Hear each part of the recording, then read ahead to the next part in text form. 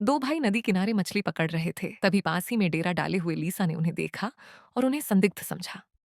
वह घबरा गई और गलती से पानी में गिर गई। जब भाइयों ने उसे डूबते देखा तो उन्होंने तुरंत अपनी मछली पकड़ने वाली छड़ें नीचे रख दी। उन्होंने उसे आवाज दी, लेकिन उसने कोई जवाब नहीं दिया। बड़ा भाई तुरंत अपनी जैकेट उतार कर उसे बचाने के लिए पानी में कूद गया, जबकि छोटा भाई किनारे पर ही खड़ा बहुत चिंतित था। थोड़ी देर बाद बड़ा भाई लीसा को लेकर पानी से बाहर आया। वे उसे नदी किनारे ले गए और प्राथमिक उपचार शुरू किया। बड़े भाई ने छाती दबाकर प्राथमिक उपचार दिया और छोटे भाई ने उसे मुंह से सांस दी। 30 मिनट बाद लीसा आखिरकार होश में आ गई। फिर वह दोबारा बेहोश हो गई। वे उसे अपने घर ले आए ताकि वह आराम कर सके। इसी बीच लीसा के दोस्तों ने भाइयों को उसे ले जाते हुए देखा और सोचा उसका अपहरण हो गया है। डर के मारे वे जम गए और हिले डुले नहीं। अगले दिन दोपहर के करीब लीसा एक अजीब से दिखने वाले घर में जाग उठी। वह घर उसे बहुत डरावना लगा। वह झटपट अपने कपड़े लेकर भागने के लिए तैयार हो गई। तभी उसने रसोई में अपने छोटे भाई को डरा हुआ देखा। उसे पास ही एक लोहे की छड़ दिखाई दी।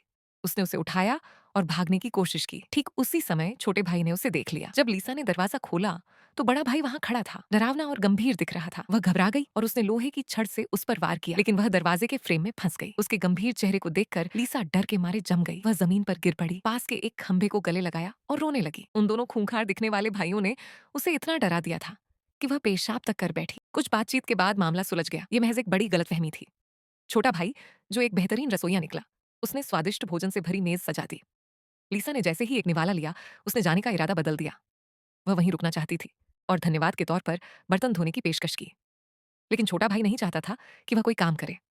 अंत में वे बर्तन धोने के दस्तानों को लेकर मजाक में झगड़ने लगे। तभी लीसा के दोस्त उसे ढूंढते हुए वहां पहुंचे। खिड़की से दृश्य देखकर वे सब कुछ गलत समझ बैठे और सबसे बुरा मान बैठे। उन्हें लगा जैसे लीसा को दो संदिग्ध आदमियों ने अगवा कर लिया। संभवतः वे सीरियल किलर थे, लेकिन सच्चाई बिल्कुल अलग थी। लीसा वास्तव में छोटे भाई के साथ एक प्यारा वही रोमांटिक पल बिता रही थी। बड़ा भाई खिड़की से उन्हें देख रहा और खुद को ईर्ष्यालु महसूस कर रहा था। उसने अपनी झुंझलाहट दूर करने के लिए एक चेनसॉ उठा ली। उसे इस बात का एहसास नहीं था कि जिस पेड़ को वह काटने वाला था उसके अंदर ततैया का घोंसला था।